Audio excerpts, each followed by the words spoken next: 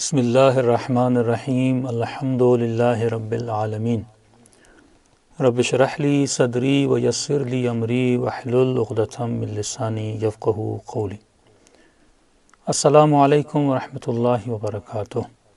دعا ہے کہ پروردگار عالم ماہ مبارک رمضان میں ہم سب کی عبادتیں اپنی بارگاہ عالی میں قبول فرما دے۔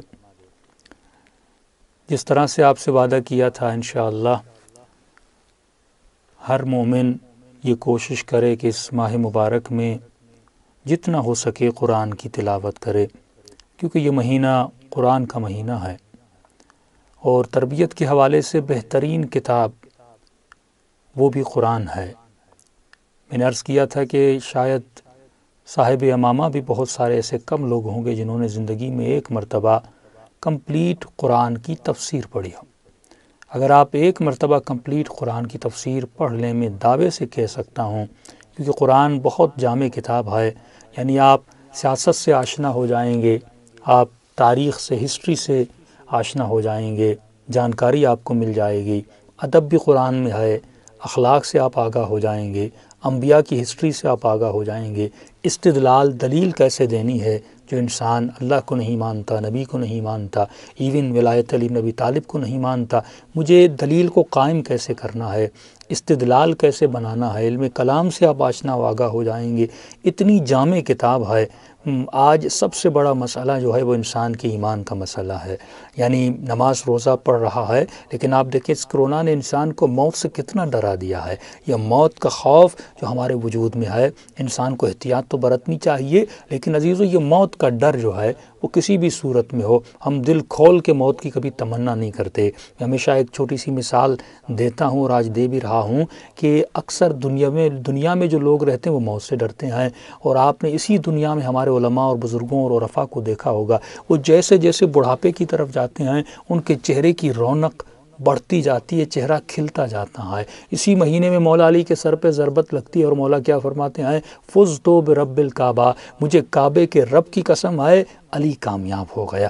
یہ مولا کیوں کہہ رہے ہیں کہ علی کامیاب ہو گیا؟ دیکھیے مولا جنگ خندق میں گئے، جنگ خیبر میں گئے، مولا کا ہاتھ بلند کر کے من کن تو مولا کا لقب ملا، یا علی انت منی بمنزلت ہارون میں موسیٰ رسول خدا نے کہا۔ اس وقت بھی مولا نے یہ جملہ نہیں کہا کہ علی آج کامیاب ہوا، سیدہ سے شادی ہوئی، حسن حسین جیسے بیٹے ملے، سیدہ شباب اہل جنت بنے، اس وقت بھی مولا نے یہ جملہ نہیں کہا، علی رسول کے خلیفہ بنے، اس وقت بھی مولا نے یہ جملہ نہیں کہا۔ کب کہا؟ جب ابن ملجم کی تلوار میرے مولا کے سر پر لگی، یعنی جب علی لقاء اللہ کے لیے جا رہے ہیں، اس دنیا سے جا کر اللہ کی ملاقات کے لیے جا رہے ہیں۔ کیونکہ انسان کو یہ سوچنا چاہیے کہ میں موت سے ڈرتا کیوں ہوں؟ مرنے کے بعد میں کس سے جا کر ملوں گا؟ اہل بیت سے، انبیاء سے، اولیاء سے۔ وہ سارے انبیاء کہاں ہیں؟ اس دیار میں ہیں، اس عالم میں رہ رہے ہیں جہاں پہ ہم مرنے کے بعد جائیں گے۔ لیکن کیونکہ عقیدے سست ہیں، ہم قرآن سے دور ہیں، معرفت الہی سے دور ہیں، تو انسان شیطان کے وسوسوں میں آ جاتا ہے۔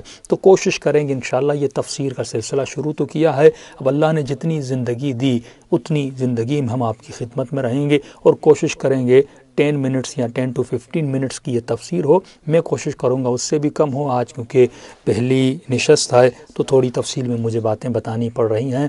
کم اس لیے ہم نے رکھا تاکہ سست سے سست ترین انسان بھی 10 منٹ تو سن سکتا ہے نا۔ یہ آواز آپ گاڑی میں لگا سکتے ہیں پتھری کی صورت میں، چلتے پھرتے بچوں کو دے سکتے ہیں، یعنی ڈیلی اگر 10 منٹ ہم تفسیر قرآن پڑھیں، لاکھوں کتابوں سے بہتر ہے۔ آپ کی معلومات ایک حوزے میں پڑھنے والے طالب علم سے بھی زیادہ ہو سکتی ہے اگر آپ ایک دورہ یعنی کمپلیٹ ایک مرتبہ تفسیر قرآن پڑھیں۔ خود قرآن پڑھنے کا بھی ثواب ہے، لیکن تفسیر قرآن میں قرآن بھی ہے، لیکن ان آیتیں کیوں نازل ہوئیں، خدا کہنا کیا چاہتا ہے، ہم سے باتیں کیا کرنا چاہتا ہے، انشاءاللہ آپ کو پتہ چلے گا۔ تو یہ قرآن مجید کی ابتدا کس سے ہو رہی ہے؟ قرآن مجید کی ابتدا سورہ حمد سے ہو رہی ہے۔ ابتدا ہو رہی ہے بسم اللہ الرحمن الرحیم سے۔ تھوڑی سی سورہ حمد کی فضیلت آپ کی خدمت میں بیان کر دوں۔ دیکھیے اس سورہ کی فضیلت یہ ہے کہ یہ سورہ دو نام ہیں اس کے، ایک حمد ہے، دوسرا نام ہے فاتحۃ الکتاب، اس پر بھی میں آتا ہوں، لیکن علماء فرماتے ہیں ایک عجیب رمز ہے سورہ حمد میں کہ اس کی آیتیں کتنی ہیں؟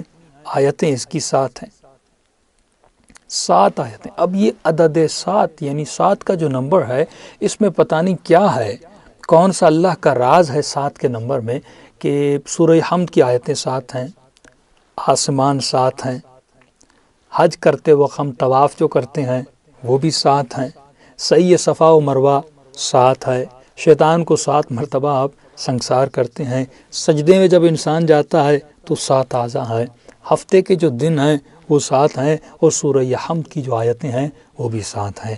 یہ بھی علم الاعداد ہے کہ اللہ نے اس 7 میں کون سے رمز و رموز ہیں یہ اللہ ہی بہتر جانتا ہے، لیکن آپ نے عبادات میں دیکھا ہوگا کہ لفظ 7 کی بڑی اہمیت ہے۔ یہ قرآن کا واحد سورہ ہے جو ہر مسلمان کو پڑھنا واجب ہے۔ کوئی سورہ آپ کو یاد ہو یا نہ ہو، لیکن سورہ حمد کا یاد کرنا بڑا ضروری ہے، کیونکہ آپ کے دن میں جو 5 نمازیں واجب ہیں ان 5 نمازوں کی شروع کی 2 رکعتوں میں سورہ حمد تو پڑھنا ہی پڑھنا ہے، یعنی ہر مسلمان دن میں 10 مرتبہ سورہ حمد کو پڑھتا ہے، اتنی اہمیت ہے سورہ حمد کی۔ اور روایت میں ملتا ہے کہ لا صلاۃ الا بفاتحۃ الکتاب، وہ نماز ہی نہیں ہے، اس نماز کی کوئی قیمت اور ارزش نہیں ہے جس نماز میں سورہ حمد کو نہ پڑھا جائے۔ اور جناب جابر بن عبداللہ انصاری سے روایت ہے، فرماتے قرآن کا بہترین سورہ سورہ حمد ہے۔ ابن عباس کہتے ہیں قرآن کا اساس اور قرآن کی بنیاد جو ہے وہ سورہ حمد ہے، اور اس کتاب کا نام ہے فاتحۃ الکتاب، فاتح یعنی آغازگر کتاب، جس سے کتاب شروع ہو۔ ایک نام حمد، ایک نام فاتحۃ الکتاب۔ یہاں پہ ایک اور شبہ بھی دور کرتا ہوا چلوں، آپ کا علم اس سے بڑھ جائے گا۔ یہ شبہ ہے کہ بھائی کافی مسلمان حمد تو پڑھتے ہیں لیکن اس حمد میں بسم اللہ نہیں لاتے، ایک تو یہ شبہ، اس کا بھی جواب دیں گے۔ دوسرا شبہ یہ ہے کہ اس کو لوگ کہتے ہیں کہ رسول خدا کے زمانے میں قرآن کتاب کی صورت میں نہیں تھا، حالانکہ لفظ ہے فاتحۃ الکتاب، آغازگر کتاب، اگر کوئی کتاب نہ ہو تو اس کا آغازگر کیسے ہوگا؟ تو یہ شبہ بھی دور ہو جاتا ہے کہ قرآن رسول خدا کے زمانے میں کتاب کی صورت میں موجود تھا۔ دوسری حدیث ثقلین جو شیعہ سنی کتابوں میں تارکم فیکم الثقلین، کتاب اللہ و عطرتی، کتاب اللہ و اہل بیتی، مختلف الفاظ ہے لیکن لفظ کتاب پہ ہمیں غور کرنا ہے۔ کتاب اللہ، اللہ کی کتاب، کتاب اسے کہا جاتا ہے جس کا مجموعہ موجود ہو۔ تو یہ شبہ بھی دور ہو جاتا ہے کہ رسول خدا کے زمانے میں قرآن کتاب کی صورت میں موجود تھا۔ دوسری چیز، اس سورے میں کون کون سی چیزیں آتی؟ سورہ حمد میں توحید خدا کا ذکر ہے، ذکر معاد ہے، حق کو کیسے پہچاننا ہے اور حق کی پہچان کیا ہے یہ ذکر ہے، ہمیں حق پہ چلنا ہے یعنی صراط مستقیم، معاد یعنی مالک یوم الدین کا ذکر ہے، ہمیں بروں سے دوری کرنی ہے، غیر المغضوب جن پر اللہ کا غضب ہے، وہ قابل نفرت ہیں، ان سے اظہار نفرت کرنا ہے۔ اس میں اللہ کی صفات کا بھی ذکر کیا گیا ہے۔ یہ سورہ بہت ہی عجیب سورہ ہے کہ معصوم فرماتے ہیں اگر سورہ حمد کو 70 مرتبہ کسی مردے پہ پڑھا جائے وہ مردہ زندہ ہو سکتا ہے، یعنی اس سورے میں اتنی شفا ہے۔ اگر انسان وہ علم اور معرفت حاصل کر دے تو واللہ یہ قرآن ایک اتنا خزانہ ہے، ہمارے گھروں میں پڑا ہوا ہے لیکن ہم اس خزانے سے استفادہ نہیں کر رہے۔ اب آئیے سورہ حمد کی تفسیر کی طرف چلتے ہیں۔ ابتدا ہو رہی ہے بسم اللہ، بسم اللہ الرحمن الرحیم۔ بسم اللہ کا مطلب کیا ہے؟ یعنی ہر کام شروع ہونے سے پہلے بسم اللہ، اللہ کا نام لیا کرو، شروع کر رہا ہوں اللہ، یہ بابا استعانت بھی ہے، یعنی ہر کام شروع کرو کس کی مدد سے؟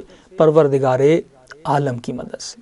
چھوٹی سی مثال دوں، پہلے زمانوں میں بھی رسم تھی، آج بھی ہے، کہ انسان اگر کسی بڑی جگہ کا افتتاح کرتا تھا یا کوئی بہت بڑا کام کرتا تھا تو وہ کسی بڑی شخصیت کو لاتا تھا اس جگہ کے اسٹارٹنگ کے لیے۔ مثلا آج پاکستان میں کوئی مالز ہوتے ہیں، بڑے بڑے ہاسپٹلز کھولے جاتے ہیں تو ربن لگائی جاتی ہے، اس ربن کو کاٹنے کس کو بلایا جاتا ہے؟ کسی بڑی شخصیت کو بلایا جاتا ہے۔ یہ روایت میں ملتا ہے جنگ خندق میں سب سے پہلے جو اس میدان جنگ خندق میں جو خندق کھودنے کے لیے جو بیلچہ لگایا تھا وہ رسول خدا نے لگایا تھا۔ تو یہ رسم رہی بھی ہے۔ تو اس لیے انسان جب کوئی کام شروع کرے تو وہ کام کسی بڑے کی یاد سے شروع کیا جاتا ہے، اس کام میں برکت ہوتی ہے۔ تو اسی لیے قرآن کی ابتدا بھی کس سے کی جا رہی ہے؟ بسم اللہ سے کی جا رہی ہے۔ بسم اللہ قرآن کی صرف ابتدا میں نہیں آیا، یہ تصور کیا جائے کہ بسم اللہ صرف دین اسلام میں تھا اور دوسرے ادیان میں نہیں تھا۔ ہر دین میں ابتدا کس سے کی جاتی تھی؟ بسم اللہ سے کی جاتی تھی۔ اللہ کی جتنی بھی کتابیں آئیں ان کی ابتدا بسم اللہ سے تھی، یعنی اللہ کے نام سے تھی۔ انبیاء جو بھی کام کرتے تھے بسم اللہ سے کرتے تھے۔ حضرت نوح جب کشتی پہ سوار ہو رہے تھے تو فرما رہے تھے بسم اللہ مجراہا و مرساہا۔ اس کشتی کو چلنا اور اس کشتی کا رکنا کس کے ہاتھ میں ہے؟ پروردگار عالم کے ہاتھ میں ہے۔ جناب سلیمان جب بلقیس کو خط لکھ رہے ہیں تو کیا فرماتے؟ وَأَنَّهُ مِن سلیمان بسم اللہ الرحمن الرحیم، یہ سلیمان کی طرف سے ہے بسم اللہ الرحمن الرحیم۔ وہ اپنے خط کی ابتدا کس سے کر رہے ہیں؟ بسم اللہ الرحمن الرحیم سے کر رہے ہیں۔ تو ثابت ہوا بسم اللہ کا تعلق صرف اسلام سے نہیں ہے، دوسرے ادیان سے بھی ہے۔ ایک شخص بسم اللہ لکھ رہا تھا، رسول خدا نے اس کو لکھتے ہوئے دیکھا، فرمایا جودھا، اس بسم اللہ کو خوبصورت لکھا کرو، حسین طریقے سے لکھا کرو۔ کنز الاموال میں یہ روایت موجود ہے، سنت اس روایت کو لکھتے ہیں، فرمایا جب بچہ پیدا ہو جائے سب سے پہلا لفظ امام فرماتے ہیں جو بچے کو سکھایا کرو وہ بسم اللہ الرحمن الرحیم سے اس بچے کو یہ لفظ سکھایا کرو۔ ہر کام کے شروع کرنے سے پہلے بسم اللہ کہا کرو۔ جب سونا چاہو تو سونے سے پہلے بسم اللہ کہا کرو۔ اگر کسی سواری پہ سوار ہونا چاہتے ہو تو بسم اللہ کہا کرو۔ اگر سفر پہ جانا چاہتے ہو تو بسم اللہ کہا کرو۔ یہاں تک کہہ دیا اگر کوئی چیز کھانا چاہتے ہو تو بسم اللہ کہو۔ اگر کسی حیوان کو ذبح کرنا چاہتے ہو تو بسم اللہ کہو۔ اگر تم نے بسم اللہ نہ کہا، اللہ کا نام نہ لیا، تو اس کا کھانا تمہارے اوپر منع ہے اور حرام ہے۔ یعنی خدا کیا چاہتا ہے؟ یہ جو لقمہ، ایون جو کھانا، جو لقمہ اپنے پیٹ میں ڈال رہے ہو بسم اللہ کہا کرو، کیونکہ جب لقمہ تمہارے پیٹ میں جائے گا یہ لقمہ جا کے تمہاری باڈی میں مختلف قسم کے سیلز بنائے گا، تو جب یہ سیل بنے تو کس کے نام سے بنے؟ پروردگار عالم کے نام سے بنے، تب جا کر یہ بدن مطیع بنے گا، اللہ کا اطاعت گزار بنے گا۔ تو یہ سیرت انبیاء میں ملتا ہے، اور یہاں تک کہ فرمایا کہ اگر میاں بیوی جو آپس میں تعلق قائم کرتے ہیں وہاں پر بھی بسم اللہ کہا کریں۔ انسان واش روم جاتا ہے اس سے پہلے بھی بسم اللہ کہا کریں۔ تو بسم اللہ انسان کے موحد ہونے کی دلیل ہے۔ اگر کوئی توحید پرست ہے، اللہ کو مانتا ہے، اس کے ہر کام کی ابتدا کس کے نام سے ہونی چاہیے؟ پروردگار عالم کے نام سے ہونی چاہیے۔ اب بسم اللہ کا مطلب کیا ہے؟ بسم اللہ یعنی میں اپنے ہر کام کو الہی رنگ میں رنگنا چاہتا ہوں، یعنی اے خدا میں ہر کام کو تیری یاد سے شروع کرنا چاہتا ہوں۔ بسم اللہ یعنی اے خدا میری تمام تر امیدیں کس سے وابستہ ہیں؟ تجھ سے وابستہ ہیں۔ بسم اللہ یعنی اے خدا میں ہر کام میں توفیق مانگتا ہوں، برکت مانگتا ہوں، تو کس کے نام سے مانگتا ہوں؟ تیرے کام سے مانگتا ہوں۔ بسم اللہ کا مطلب یہ ہے اے خدا میں ہر کام کرتے وقت تجھ پر توکل رکھتا ہوں۔ توکل مطلب ساری امیدیں تجھ سے وابستہ ہیں۔ بسم اللہ کا مطلب یہ اے خدا میں تجھ سے محبت کرتا ہوں۔ بسم اللہ کا مطلب یہ ہے اے خدا میں تجھ پر ایمان رکھتا ہوں۔ بسم اللہ کا مطلب یہ ہے اے خدا میں تجھ پر بھروسہ کرتا ہوں۔ بسم اللہ کا مطلب یہ ہے اے خدا میں تیری بندگی میں ہوں، میں تیرا عاجز بندہ ہوں۔ جب انسان عاجز میں ہوتا ہے تو کسی بڑے کو یاد کرتا ہے، یعنی ہر کام میں وہ مدد مانگ رہا ہے، یعنی اپنے اعجازی اور عجز اور ذلیل ہونے کا اعلان کر رہا ہے کہ اے خدا میں اٹھ بھی نہیں سکتا اگر تیرا نام نہ لوں، اگر تیری مدد میرے شامل حال نہ ہو۔ علماء فرماتے ہیں بسم اللہ بہترین ذکر ہے، یعنی خود یہ ذکر ہے۔ امام رضا فرماتے ہیں کہ بسم اللہ اسم اعظم سے اتنا قریب ہے۔ بہت پیاری روایت امام رضا کی۔ امام فرماتے ہیں یہ جو بسم اللہ ہے، ایون یہ جو سورہ حمد ہے، یہ اسم اعظم الہی ہے۔ فرماتے ہیں کہ یہ اتنا اسم اعظم سے قریب ہے جتنا تمہاری آنکھ کی سیاہی اس آنکھ کی سفیدی سے قریب ہے، یعنی اس سے بھی زیادہ یہ اللہ کی قریب ہے۔ تو یہ بہترین ذکر ہے بسم اللہ الرحمن الرحیم۔ لیکن کچھ لوگوں نے اس بسم اللہ الرحمن الرحیم کے حوالے سے کچھ زیادتیاں کی ہیں۔ بسم اللہ الرحمن الرحیم کو لوگوں نے سورہ حمد سے جدا کر دیا۔ آج بہت سارے ایسے مسلمان ہیں جب سورہ حمد پڑھتے ہیں تو بسم اللہ الرحمن الرحیم، کیونکہ وہ بسم اللہ الرحمن الرحیم کو جزء سورہ حمد نہیں پڑھتے۔ اب کچھ حوالے دیتا ہوا چلوں، اہل سنت کے لکھنے والے ہیں، وہ بھی اپنی کتاب میں لکھتے ہیں، تفسیر اپنا فخر رازی اپنی کتاب میں 16 دلیلیں لاتا ہے کہ بسم اللہ سورہ حمد کا حصہ ہے۔ آلوسی بھی یہ عقیدہ رکھتا ہے کہ بسم اللہ سورہ حمد کا حصہ ہے۔ مسند احمد بن حنبل کا بھی عقیدہ ہے کہ بسم اللہ سورہ حمد کا حصہ ہے۔ لیکن بعض لوگوں نے متاسفانہ اور افسوس سے کہنا پڑتا ہے کہ بسم اللہ کو سورہ حمد کا حصہ نہیں سمجھا۔ ملتا ہے ایک مرتبہ معاویہ نماز پڑھ رہا تھا اور اس نے نماز میں حمد سے بسم اللہ کو نکال دیا۔ لوگوں نے کہا سرخت ام نسیت، کیا تم نے چوری کی ہے قرآن سے اس آیت کو کہ نہیں پڑھا، یا تم بھول چکے ہو؟ اور معصوم فرماتے ہیں سرقوا اکرم آیت، لوگوں نے قرآن کی عظیم ترین آیت کو قرآن مجید سے چرا لیا جس آیت کے اتنے فوائد تھے۔ اب سنن بیہقی بھی اہل سنت کے ہیں، یہ اہل سنت کی بہترین کتابوں میں سے ہے، وہ بھی قائل ہیں کہ بسم اللہ سورہ حمد کا حصہ ہے۔ شہید مطہری اپنی تفسیر سورہ حمد میں ابن عباس سے، ابن عمر سے، ابن زبیر سے، سیوطی، فخر رازی، چند نام آپ ذہن میں رکھ لیں، یہ بھی قائل اس بات کے تھے کہ بسم اللہ سورہ حمد کا حصہ ہے۔ تفسیر قرطبی بھی اپنی تفسیر میں بیان کرتے ہیں کہ بسم اللہ تاج ہے قرآن مجید کا اور یہ سورہ حمد کا حصہ ہے۔ قرآن میں ایک سورہ سورہ براءت ہے جس میں بسم اللہ نہیں لایا گیا، وہ بھی اس کی مناسبت سے۔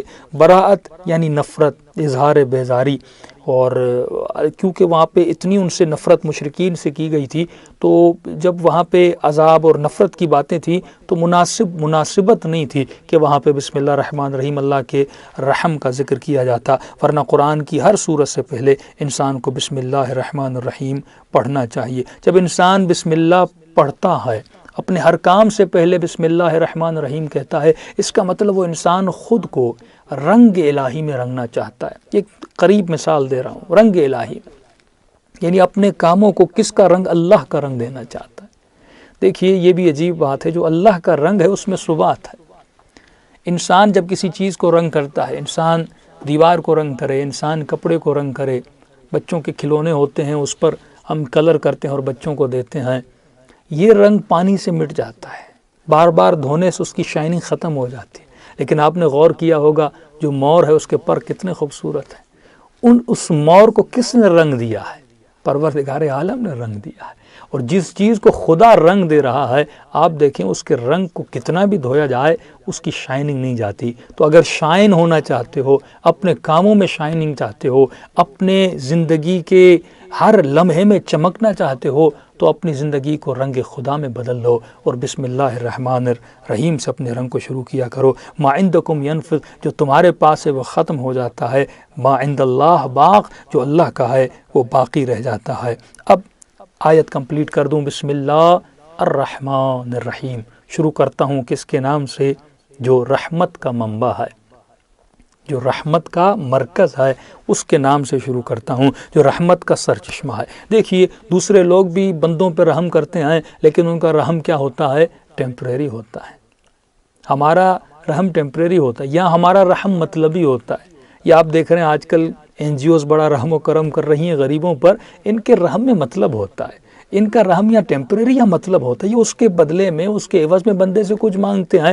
میں آسان سی آپ کو مثال دوں، مثال کے طور پہ انسان مرغی کو دانہ دیتا ہے اس لالچ میں کہ وہ انڈا دے گی، انسان بھینس کو چارہ دیتا ہے اس لالچ میں کہ وہ دودھ دے گی، انسان کسی کی مدد کرتا ہے یا شہرت کی وجہ سے مدد کرتا ہے، یا انسان نام کی خاطر یا کچھ نہ کچھ انسان کا بن جاتا ہے، اسی لیے انسان کرتا ہے۔ تو انسان اگر کسی انسان پر رحم کرتا ہے تو اس میں لالچ ہوتی ہے، الا یہ کہ وہ عارف باللہ ہو، اللہ کی صفت کا مظہر ہو، بغیر لالچ کے رحم نہ کرے۔ انسان یہاں تک کہ دانہ بھی اگر زمین میں ڈالتا ہے تو اس لالچ میں کہ یہ پودا بن کے نکلے گا۔ یہی فرق ہے بندے کے رحم میں اور رب عالمین کے رحم میں۔ خدا جب بندے پر رحم کرتا ہے لالچ میں نہیں کرتا۔ عجیب معصوم کا فرمان، فرمایا اس کی عطا کی وجہ ہی اس کا رحم ہے۔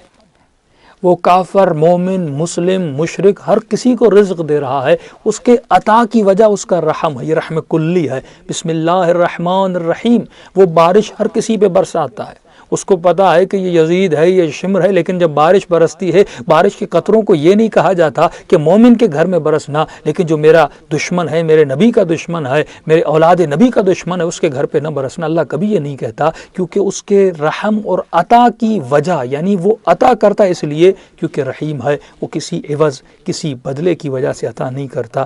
اس کی دوسری وجہ یہ ہے کیونکہ وہ بے نیاز ہے، اسے بندوں وہ اس لیے رحم آپ پہ نہیں کرتا کہ آپ نماز پڑھیں، وہ اس لیے رحم نہیں کرتا کہ آپ روزہ رکھیں، وہ اس لیے رحم نہیں کرتا کہ آپ دن بھر اس کی تسبیح پڑھیں گے، نہیں، اسے نہ ہمارے ذکر کی ضرورت ہے نہ ہمارے نمازوں کی ضرورت ہے، وہ تو بے نیاز ہے۔ ان عبادتوں کی ہمیں ضرورت ہے، اس آب حیات کی ہمیں ضرورت ہے، ہماری تشنگی عبادت سے بجھتی ہے، ہمیں جنت میں جانا ہوتا ہے، ہمیں وہاں پہ نعمتیں چاہیے، ہمیں وہاں پہ حور و غلما چاہیے۔ اللہ کو تو کسی چیز کی ضرورت نہیں ہے، نہ ہمارا گناہ خدا کو نقصان دیتا ہے نہ ہمارا ثواب خدا کو فائدہ دیتا ہے، کیونکہ وہ غنی ہے، وہ بے نیاز ہے۔ تو یہ رحمان الرحیم، اس کا رحم دائمی ہے۔ ہمارا رحم کسی عوض کے بدلے میں ہوتا ہے، اس میں لالچ ہوتی ہے، لیکن خدا جو عطا کرتا ہے، اس جملے پہ غور کیجیے گا، اس کے عطا کی وجہ یہ رحمان و رحیم ہونا ہے۔ وہ عطا اس لیے کرتا ہے کیونکہ وہ رحمان و رحیم ہے۔ پروردگارہ دعا ہے اس مہینے میں اپنی رحمتوں کی بارش اپنے بندوں پہ نازل کرنا، اور جتنے ہمارے گناہ ہیں بحق امام زمانہ ان گناہوں کو بخش دینا۔ انشاءاللہ اگلی محفل میں مزید قرآن کی تفسیر بیان کی جائے گی۔ السلام علیکم ورحمۃ اللہ وبرکاتہ۔